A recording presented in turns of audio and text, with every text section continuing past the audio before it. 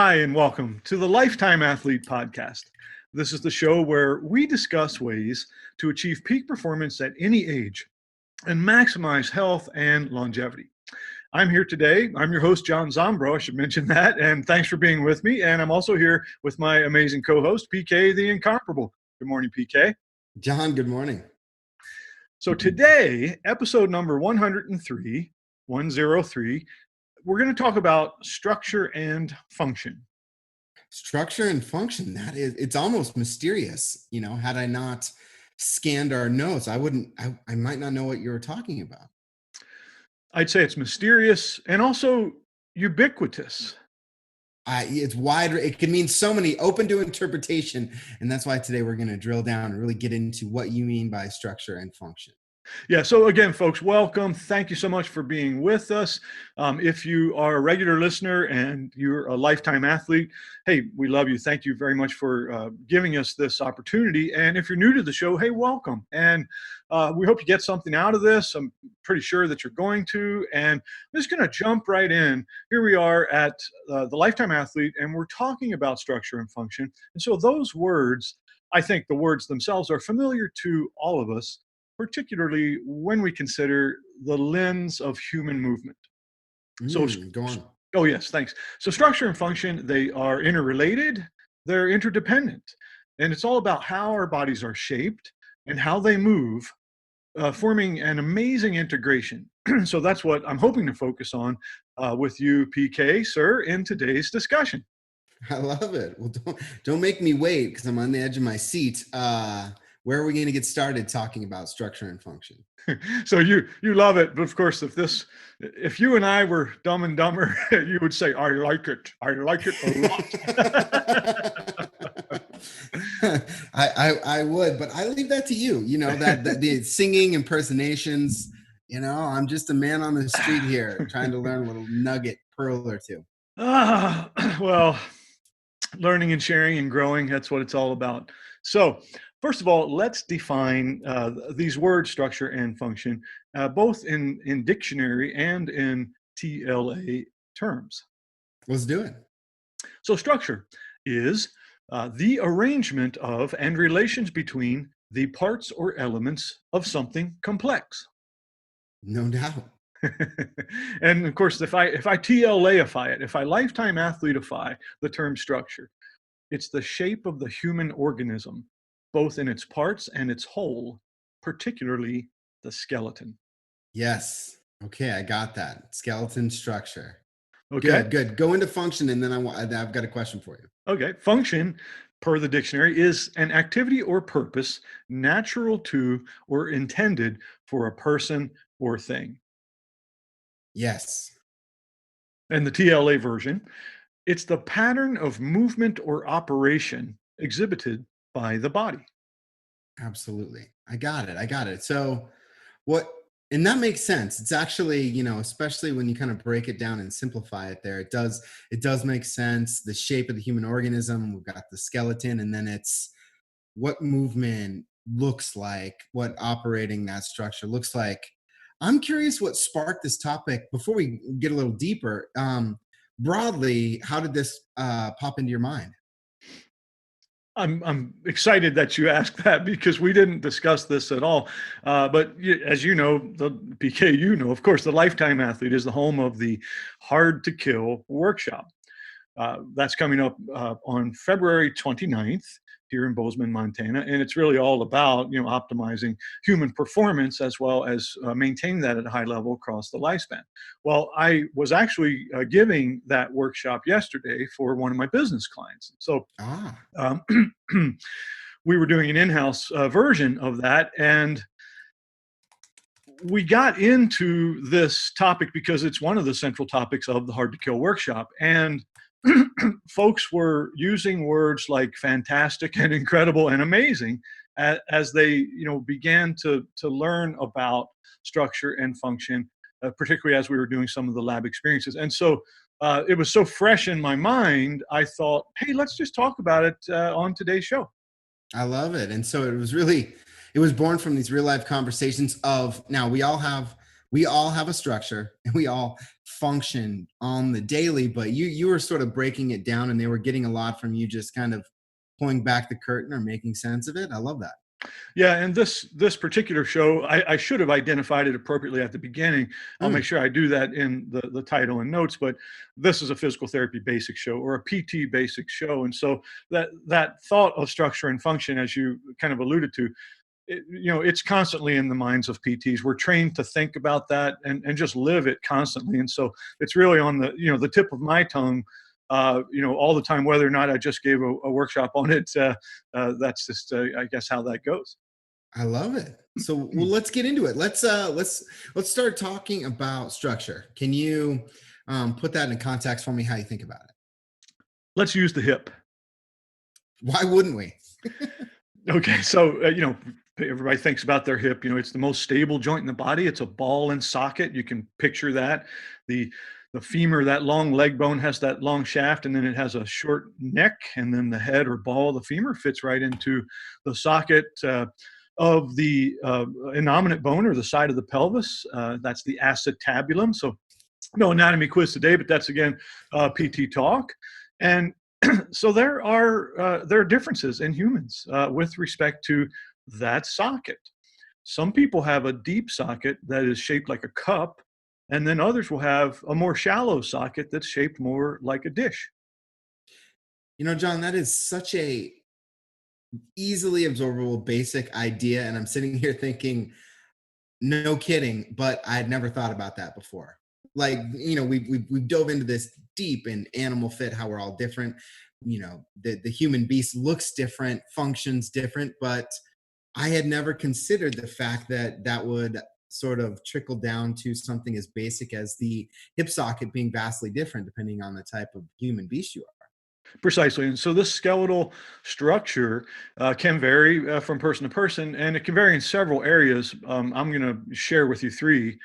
First of all, what we call the angle of transverse plane orientation. So, I mean, we're talking here. We don't have it's not visual, but the transverse plane is basically what the body moves in when it rotates or twists. And so it's kind of Mm, like if you were looking at me top down, you're standing on a ladder looking down at my mostly bald head, you'd see it rotating or twisting. And so that's got it. transverse plane orientation. Well, the hip congenitally or genetically has what we call kind of a normal range of how it sticks out to the side. But if it's a little bit more forward, we call that anteversion. And if it's a little bit more backwards, we call that retroversion. And so those are variances that we see in hip structure in humans. Absolutely. Okay. I'm tracking. Okay, the next one is what I would say it's an angle of frontal plane orientation. So if you're looking at me from the front, and you're looking at my hips and how that femoral neck comes out and then the shaft goes down, forms an angle. Well, if that angle is a bit narrower, smaller angle, it will drive my knees closer together under my hips. That's called coxa valga. And Mm, conversely, if that angle is more open and the legs are going out, it would be termed coxa vera.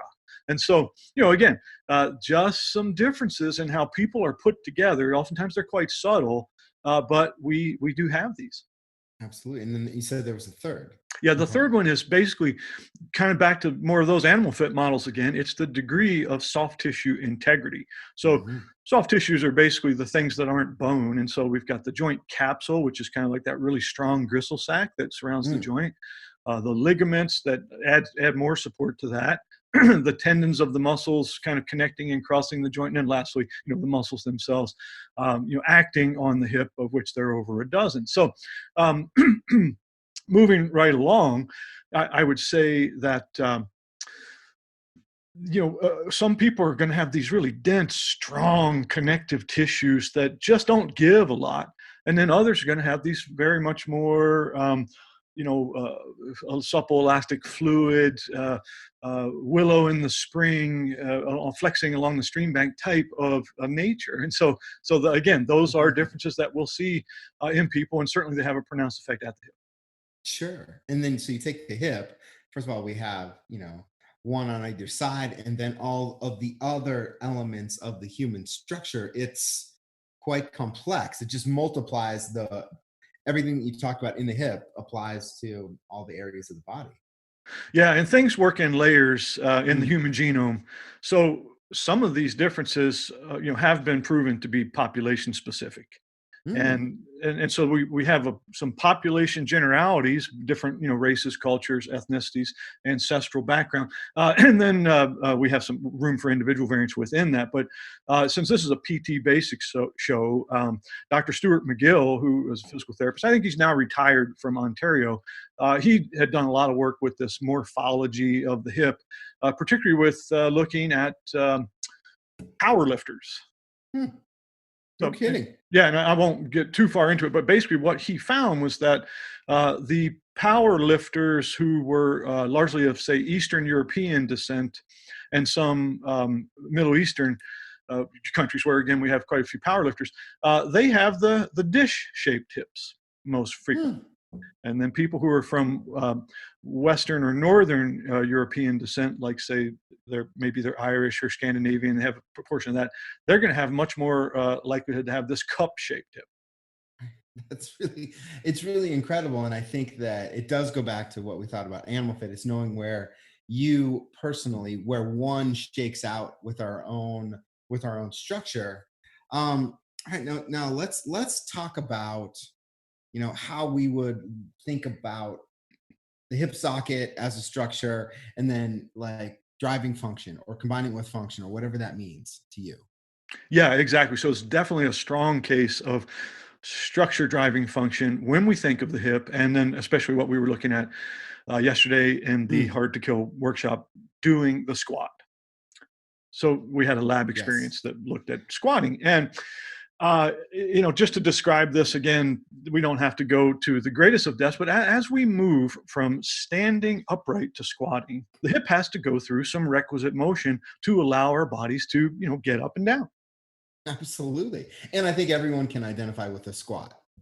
Yeah, and so the movements in the body, sometimes they function via what we like to call them chains, sometimes kinetic chains, movement chains, whether you like that term or not.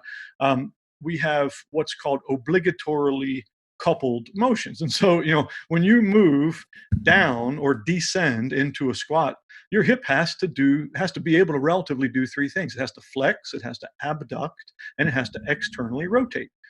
Now, you don't see a ton of that motion because you're looking at the composite movement of the person going up and down, but that's actually what's occurring in the hip on the descent: flexion, abduction, external rotation. Interesting. And again, if we got that super slow-mo up close camera breaking it down, that's what would happen. But it's all combined and it's very subtle, as you mentioned, when we do a squat. So what happens when we come up? So let's call it the ascent. Okay. Seems reasonable. So when you ascend out of the squat, your hip is going through the motions of extending, adducting, or A with two Ds, that's coming towards midline, and internally rotating. And so how that leg actually moves relative to the pelvis, and to some extent pelvis relative to leg, is based on those two parts, the ball and socket, you kind of moving relative to one another and communicating. So you stand up, you extend, adduct, and internally rotate. And it's these things just keep reversing if a person keeps repping. Absolutely. I'm tracking. So again, probably worth emphasizing. It's kind of subtle, So it's not like you see, again, as you indicated, when you look at it, you don't. It's not overtly obvious, but we always want to try to remind folks, we've talked about this on the PT Basics show before, that movement occurs in the human in a triplanar capacity. So we're moving, forward, back, side to side, and rotating about, now this is really fancy, about what are called instantaneous axes of rotation. So, as you move down through the squat, the axis, the point where the hip is moving will change. And then what the socket is doing versus what the ball is doing will change as well. It's an artful dance that, we appreciate when we see movement, but it's really cool when you start breaking it down and looking at it through kinematics. I am absolutely tracking with you. And I think that I'm envisioning what you're talking about. Keep it going. Okay, so if we are looking, just watching the squat, and we isolate the hip, and we, which wouldn't be a realistic situation because we're not considering the sacrum, the posterior kinetic myofascial chain, the demand for the increase of the shin ankle or ankle dorsiflexion. All those things are important, but the ability to go smoothly up and down regarding the hip will be dependent upon that hip joint being able to move through all the necessary range of motion in those essentially 6 components that we just discussed. Absolutely, and I think that maybe it's your hip, maybe it's another area in your body, but I can certainly identify with the opposite of that range of motion. It feels like rusty gears, Hmm. where you just do, where it really, you feel limited in your range of motion. So interesting. Okay, I'm tracking.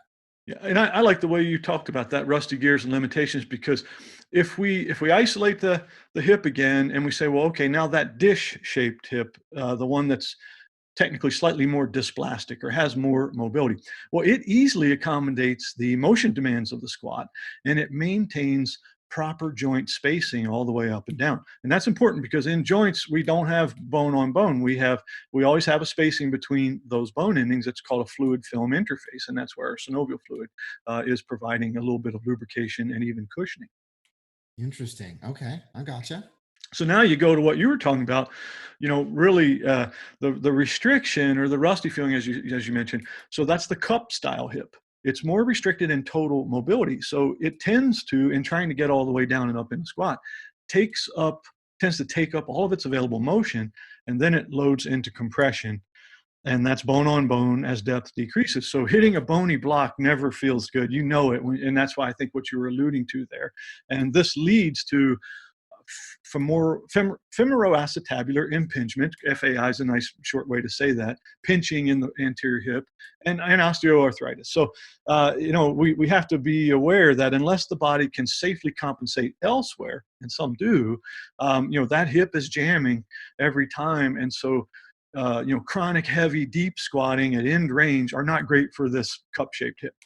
Right. And I mean, something's got to give. It's just a classic. We don't even need to use fancy terminology. Like it absolutely, it, something in the body has to give, since you're working with the bone right there. Yeah, and to say it plainly, it ain't bone, because you really can't force bone. Exactly. You can't Right. force it to reshape that much. I mean, bones, under loads, they can bend and twist, and that's kind of cool. But when you look at the joint structure, just banging into its limitation over and over won't reform that joint. The joint will basically say "F you."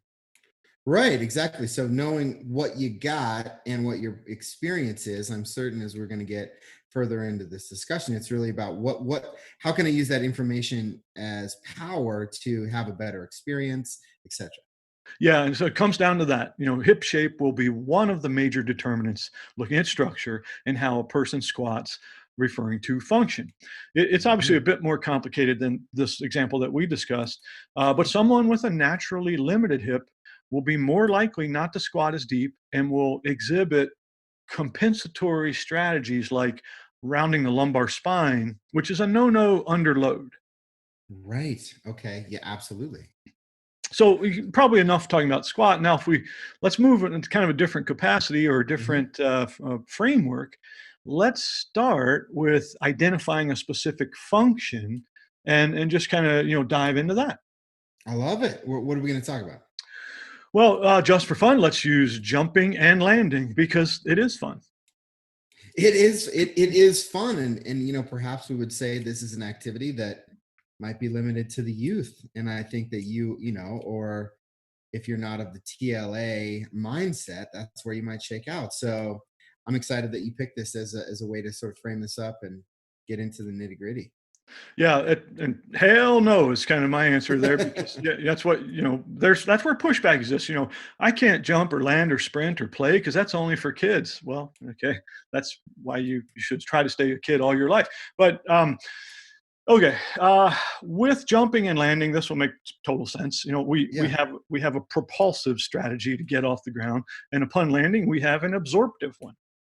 absolutely. That tracks completely. Yeah, and so that's just kind of what the body's putting together, all those things that it can do. It's recruiting the muscles and, breathing and tensing and releasing. And yeah, okay. So those are the strategies: propulsion and absorption. And propulsion can be thought of as an overcoming contraction or series of mechanisms. So we're overcoming inertia and gravity to get off the ground. And absorption, let me try that again. Absorption, that's a yielding situation where we're managing the force of landing. And so again, as a PT basic show, Bill Hartman, physical therapist, he is really deserves credit for putting forth a lot of those ideas about overcoming and yielding. And I always love to give credit to anyone, especially my colleagues. So this is for all human beasts. We're programmed genetically to be able to jump and land. It's not just basketball players and volleyball players. And here's the cool part for you, PK. There's a high correlation, extremely high, to athletic skill, speed, fall prevention, and even longevity with jumping and landing. That makes sense, but I want you to go into that a little bit more detail. Okay, and let me parse this back. You said there's a high correlation to athletic skill, speed, fall prevention, and longevity. Yes. So what you're saying by that is those first two, athletic skill, speed, you're connecting those with fall prevention, which is just something that you're doing as you're going about your life. And then also it connects to longevity, because I wouldn't necessarily connect all those dots that you just put together on my own. I see what you're asking, and I will dive. So first of all, you think of the sport. I mean, think of any sport. Mm-hmm. Good athletes can jump. It doesn't matter if you're a swimmer. So actually swimmers jump off the blocks. But the point would be, it's really a requisite skill in the human to be athletic, is to be able to jump and land. Then when you look at speed, there's actually a fairly good correlation between jumping ability, vertical jump, and speed, capacity or speed development. And one of the reasons is both of those things require a coordinated and massive recruitment of type 2B muscle fibers. And so that, again, those fast twitch fibers are critical for rapid movement in the human, and jumping, of course, is one way to keep them trained as well as doing other rapid movements.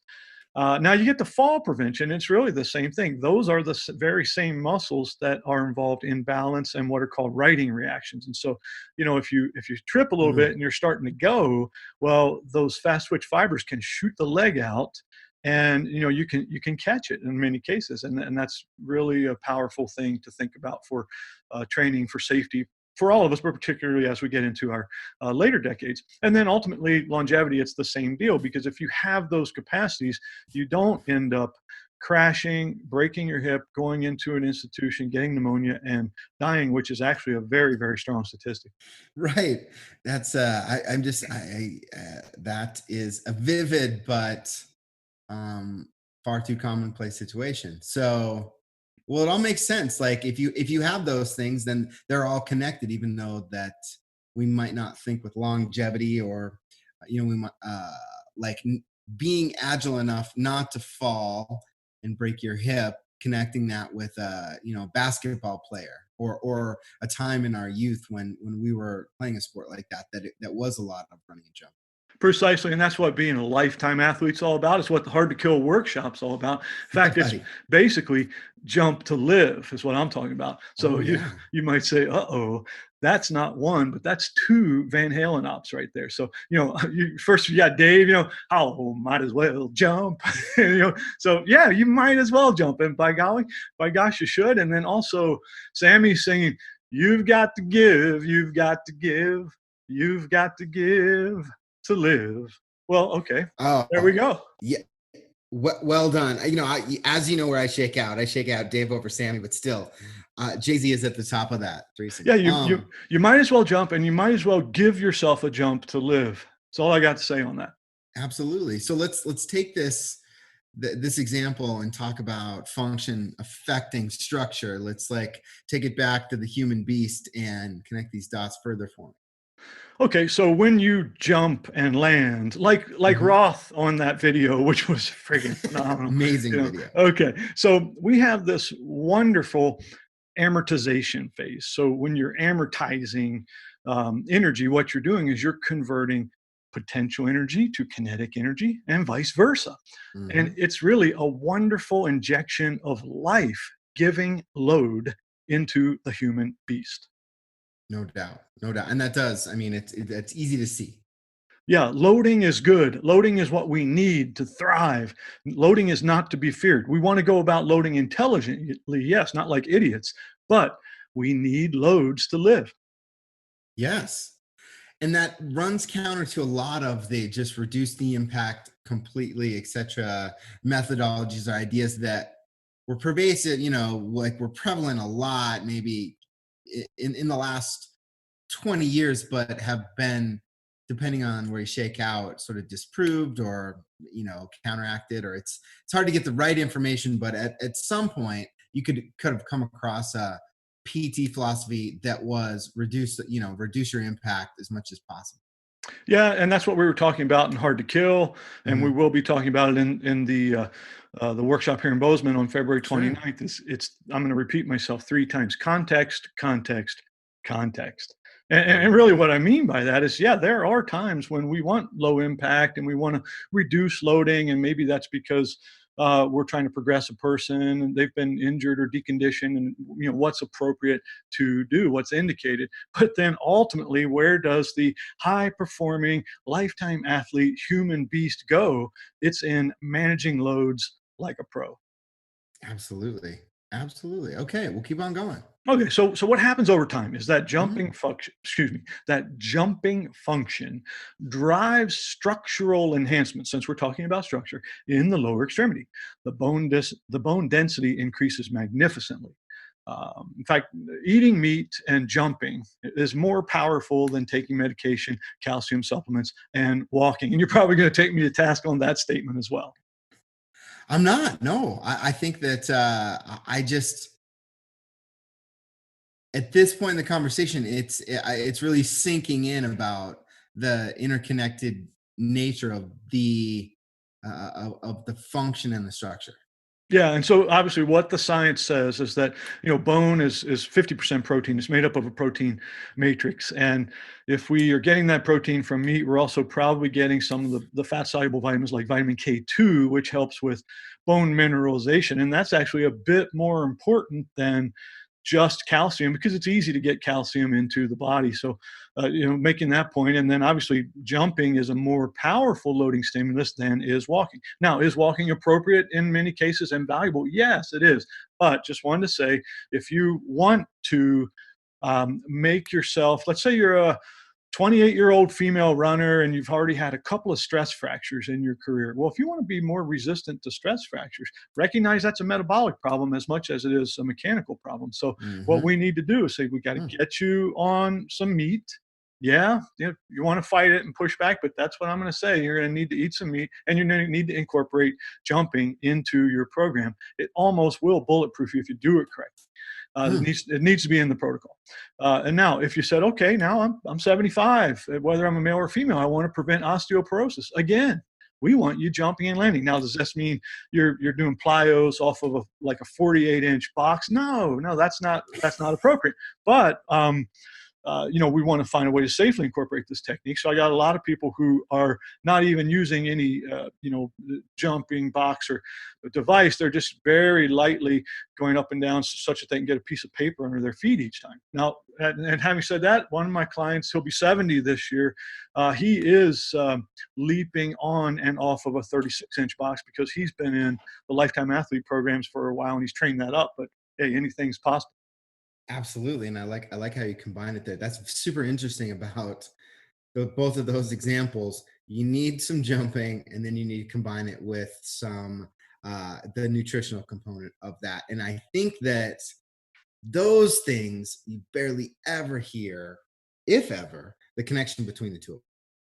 Yes, and that's because you don't make a lot of money giving good sound advice regarding the basics. What The sells basics, what yes. sells is pills, drugs, pharmaceuticals. It's probably one of, if not the most Sure. lucrative industry in the world. And if you want to take some Fosamax and some calcium supplements and basically get a bunch of side effects and no real positive progress, go ahead. But actually, don't go ahead. Do what Don't we're suggesting. no. Let's clean up your damn diet. And as another shout out, guy has the Conscious Coaching website, or no, it's the Art of Coaching website. He's the author of the Conscious Coaching book, Brett Bartholomew, giving him a plug. Uh, well, what Brett says is, damn it, sometimes you just have to uh, plant a flag in the ground and stand up for what you believe in. And I think that's really, what we're doing here with the Lifetime Athlete. We're telling people, hey, that it's not necessarily easy to train and to improve your diet, but it works way better than anything else. Absolutely. So what's the result when, regardless of what your exact scenario, when you're combining these components, um, what are you going to see? Well, those muscles that we were talking about with all this jumping and landing, they become Hmm. stronger and they're able to contract more quickly and powerfully. So that's an example of the structure of the muscle. It's laying down some extra protein in there, and the machinery that helps the muscle to contract actually is enhanced as well. And then, probably more importantly for most people, the joint capsules, the ligaments, and the tendons, they will become thicker slightly and Hmm. stiffer in a good way. In other words, able to transfer force and not collapse. They'll hold up the arch and align the lower extremities. And of course, the bones get denser and stronger too. So solid gold, nothing but net. I'd say that's just so many wins in a row. Okay, so now that we the audience, or me on the other end of this conversation, can appreciate these relationships, what do you think is that big take home? Our bodies, our human beastly bodies, are Hmm. awesome, but they have unique structural characteristics. Hmm. And unique as in uniquely human, yes, as compared to the other primates, but also within each individual. So we've got Sure. the inter talk there. So with movement, Hmm. if movement is suboptimal, Hmm. we have to be able to determine two things.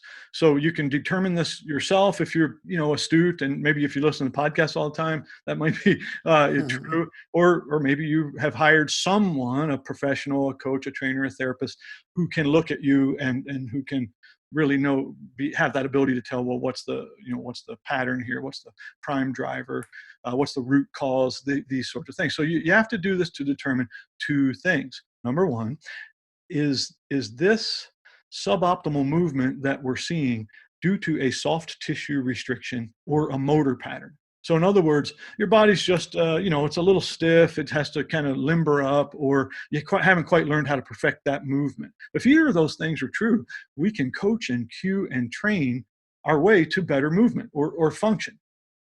Absolutely. Absolutely.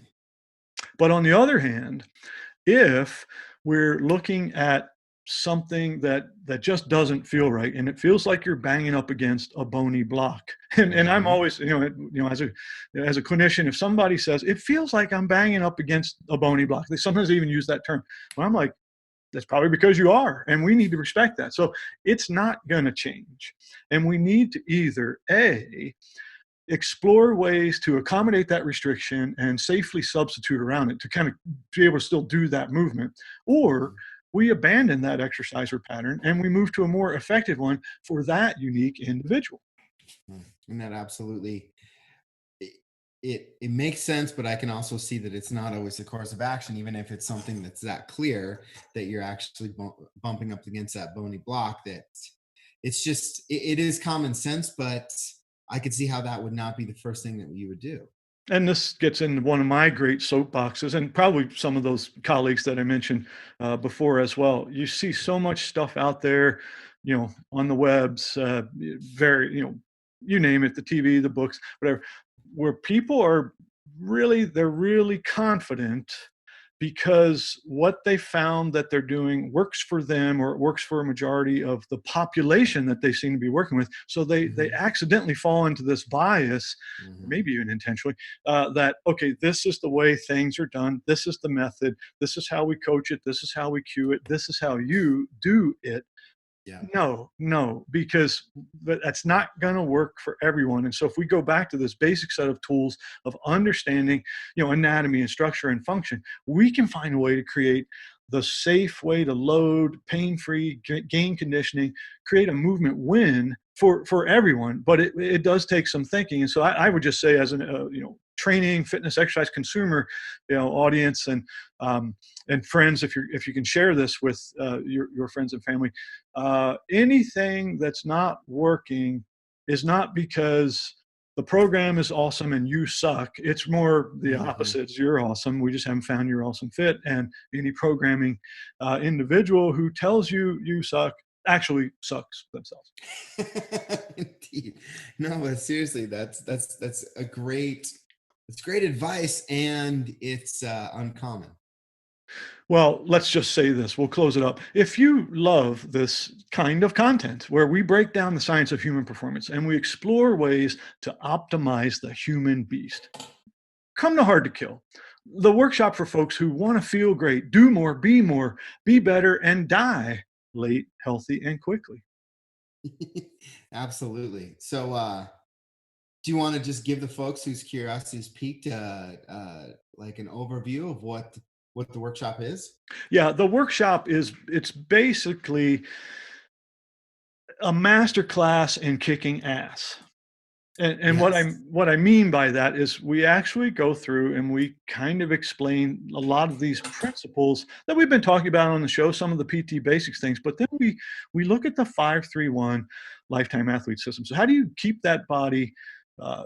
First of all, how do you get the most out of your body at any point in the age? So if you're a 16-year-old who wants a state championship, how can we get you a little closer to being able to get that? You're a college athlete. You want to get through 4 years really doing well. A middle-aged person with sports or fitness goals, or a person who's older. How can we get the most performance out of you at that very point?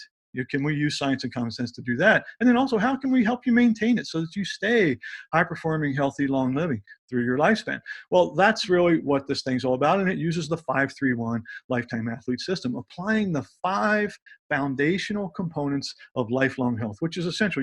We all have to have that. So we work on that. We work on then adding in the 3 essential elements of peak performance. How do you train and recover? And what's the mindset of a peak performing person, or dare I say, a champion in sports and life? And then ultimately, we kind of pull all that together with these practical experiences of, okay, well, we've talked about the didactics, but how do you put some of these major movement patterns together so that we can make our training even more effective? So that's really a lot of what's going to happen. And obviously it's going to happen a few times for business clients. So if you're a listener and you have a small to medium-sized business and you'd like to have this experience, reach out to us at thelifetimeathlete.com. But otherwise, if you're a listener and you want to be in Bozeman, Montana, a beautiful place to be, February 29th, this is going to be awesome. Yeah, absolutely. So in closing from me, one specific ask: if you love this and we love you for being with us, share it with one person who you think this could really help them to achieve their goals, crush them, and get more out of life. Absolutely. I echo those thoughts and appreciate the time today. If you like what you're hearing, rate, review. We'd love 5 stars if you feel that that's appropriate. And we'll catch you next time. Thanks, listeners. Thanks, PK. Everybody keep being amazing. Adios.